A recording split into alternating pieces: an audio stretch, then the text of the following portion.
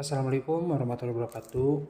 Sebelumnya izin memperkenalkan diri, nama saya Bang Rianto dengan nomor NPM 214010170. Di sini saya diberi tugas oleh dosen saya yaitu menjelaskan sebuah materi tentang negosiasi bisnis dan pertemuan bisnis, komunikasi dalam proses penawaran.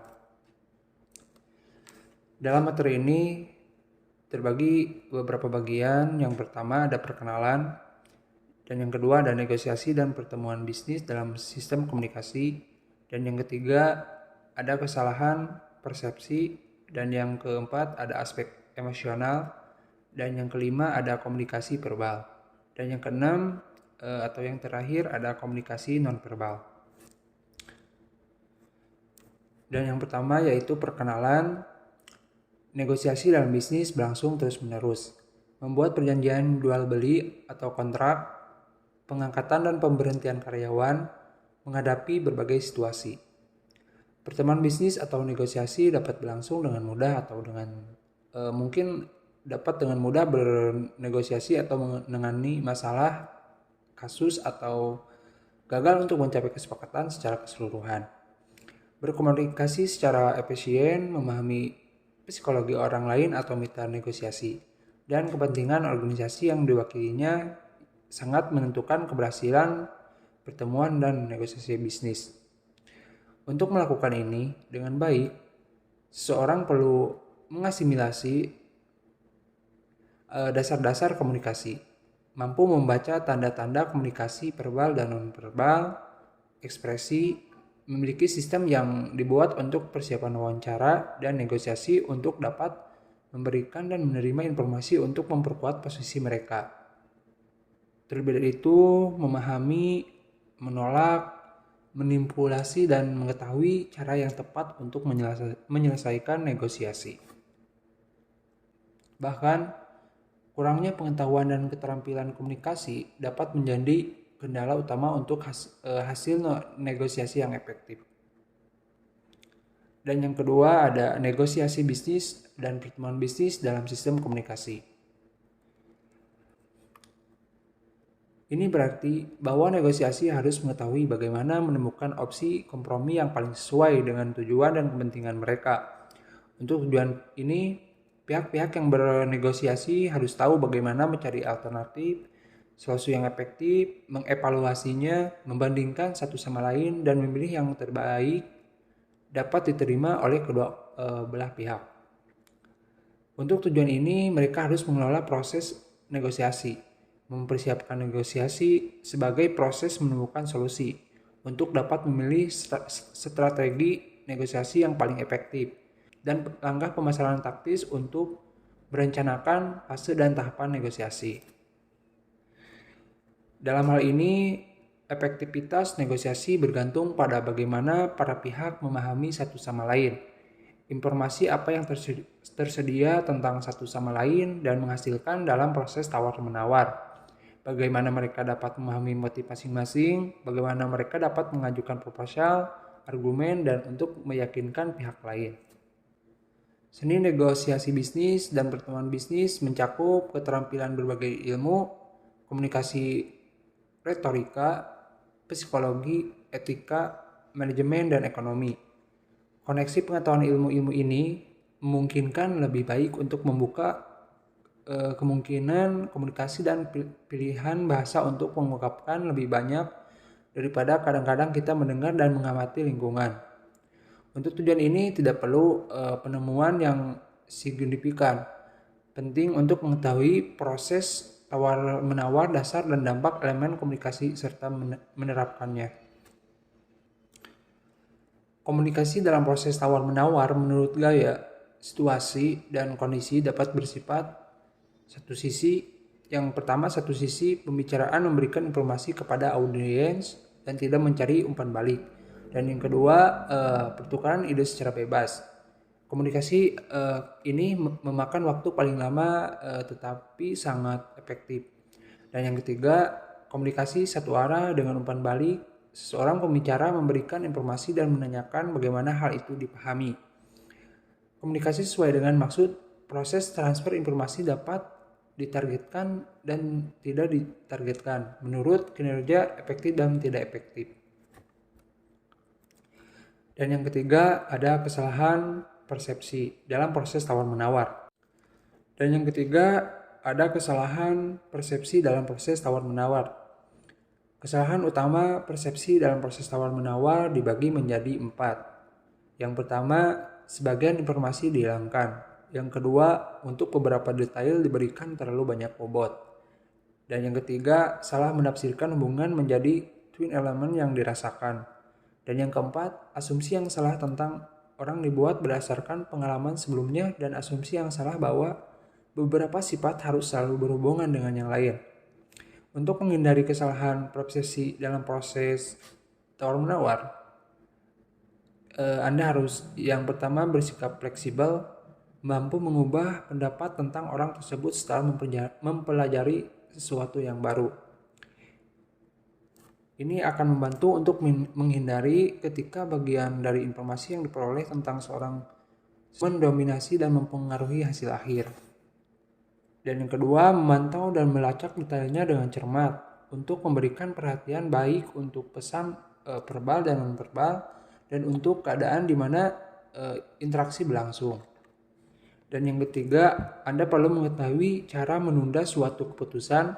Anda harus berhati-hati untuk tidak membuat keputusan akhir selama mungkin. Anda perlu mengumpulkan lebih banyak informasi berbasis luas tentangnya dan mempertimbangkan bagaimana Anda harus menggapainya. Dan yang keempat, Anda harus meluangkan waktu untuk mengumpulkan informasi tambahan yang akan membantu menciptakan opini yang lebih objektif. Dan yang kelima, tidak menyerah pada kesan pertama atau dasar dan efek akhir.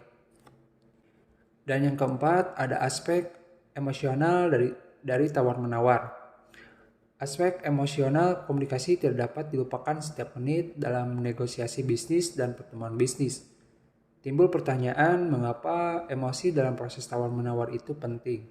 Seperti yang ditunjukkan oleh praktik bahwa masalah emosional sering merusak segalanya. Sebaiknya secara positif mempercepat dan memfasilitasi kerja sama. Ada 2 respon terhadap orang lain dan masalahnya ada kognitif, informasi atau pemikiran, dan emosional. Dalam beberapa kasus kita membutuhkan seseorang yang dapat memberikan informasi yang dibutuhkan untuk menasihati secara bijak dengan menganalisis masalah untuk menemukan item yang objektif, menunjukkan bagaimana mereka telah jatuh ke dalam kubangan informasi. Dalam kasus lain, kita membutuhkan lebih banyak dukungan emosional dan sidang. Dukungan emosional disebut empati, yaitu empati terhadap keadaan emosi orang lain dan mengalami apa yang orang lain rasakan. Ada 3 fase empati. Yang pertama, memahami, merasakan keadaan emosi orang lain. Dan yang kedua, melalui akal orang lain. Dan yang ketiga, transmisi rasa dalam berbagai bentuk ekspresi. Dan yang kelima, ada komunikasi verbal dalam proses tawar-menawar. Komunikasi manusia terjadi dalam berbagai bentuk yang verbal dan non-verbal. Banyak peneliti percaya bahwa saluran verbal digunakan untuk transmisi informasi, sedangkan saluran non-verbal mendefinisikan hubungan antar pribadi dan bahkan kadang-kadang berfungsi sebagai laporan lisan. Komunikasi verbal terjadi ketika negosiasi berlangsung dengan bantuan simbol bahasa, lisan, dan tulisan. Secara teori, percakapan bisnis adalah atau setidaknya harus serangkaian kata-kata yang dipilih dengan sengaja dengan bantuan yang satu atau lebih lawan bicara ingin mempengaruhi peserta lain atau kelompok mereka, memiliki tujuan untuk menggantikan situasi saat ini atau hubungan, yaitu menciptakan situasi dan hubungan baru. Kita perlu memastikan transfer informasi yang efektif dalam komunikasi verbal. Jenis utama komunikasi verbal, bahasa, tulisan, dan komunikasi melalui sarana elektronik. Jadi sarana tertulis dan lisan. Komunikasi tertulis terjadi ketika tulisan digunakan untuk penyampaian informasi. Menulis nyaman dan untuk penulis dan untuk pembaca karena kita dapat membaca dan menulis secepat yang diinginkan. Dalam hal negosiasi bisnis dan pertemuan bisnis, penekanannya pada komunikasi verbal lisan dalam pandangan konteks objektif dan formal. Dan yang keenam, ada komunikasi nonverbal dalam proses tawar-menawar.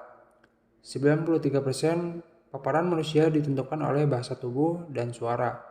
Seperti yang ditunjukkan oleh Stephen Fish, pikiran mengelola sinyal tubuh daripada rangsangan eksternal. Jadi hanyalah perasaan batin yang membantu mengungkapkan dirinya dalam pekerjaan dan kehidupan pribadi. Di sisi lain, proses tubuh dan postur fungsi manusia mempengaruhi keadaan emosional dengan dunia sekitarnya, sehingga sangat penting dalam hubungan timbal balik mereka. Postur tubuh tidak hanya menciptakan pesan tertentu tentang kita bagi pewawancara atau audiens yang mengamati kita, tetapi bertindak untuk memahami diri sendiri, menetapkan tujuan dan pilihan kita sendiri. Komunikasi nonverbal atau bahasa tubuh adalah bentuk komunikasi tubuh yang diekspresikan dalam gerakan dan postur sadar atau tidak sadar. Bahasa nonverbal membantu dalam kasus ini ketika kata-kata tidak memberikan efek yang memadai. Isyarat itu bisa menjadi sinyal tindakan jiwa yang tidak bisa disampaikan dengan kata-kata, atau untuk sikap perpisahan diam-diam dengan pasien, menatap mata, meremas tangannya. Terkadang bahasa tubuh dapat berbicara lebih keras daripada kata-kata. Sinyal senyap dapat berbicara lebih keras daripada kata-kata.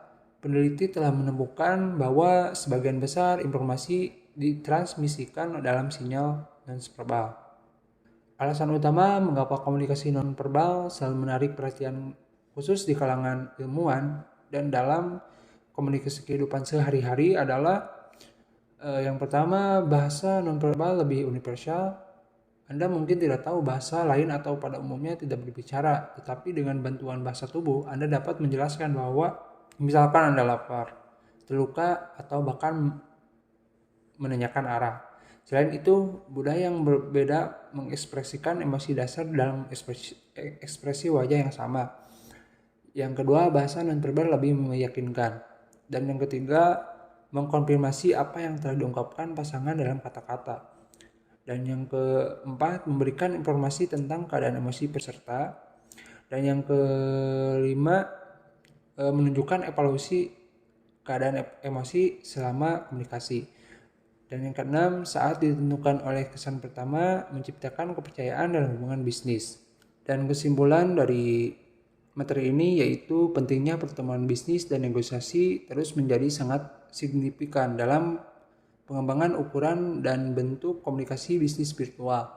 Kesepakatan penting terjadi pada pertemuan tatap muka dan akan berlangsung lama. Percakapan bisnis adalah salah satu cara terbaik dan paling dapat diterima untuk meyakinkan lawan bicara Anda tentang validitas posisi kita sendiri, bahwa dia akan setuju dengan posisi lawan dan akan mengadopsi atau mempertahankannya. Mungkin dari saya sekian. Mohon maaf bila banyak kesalahan. Assalamualaikum warahmatullahi wabarakatuh.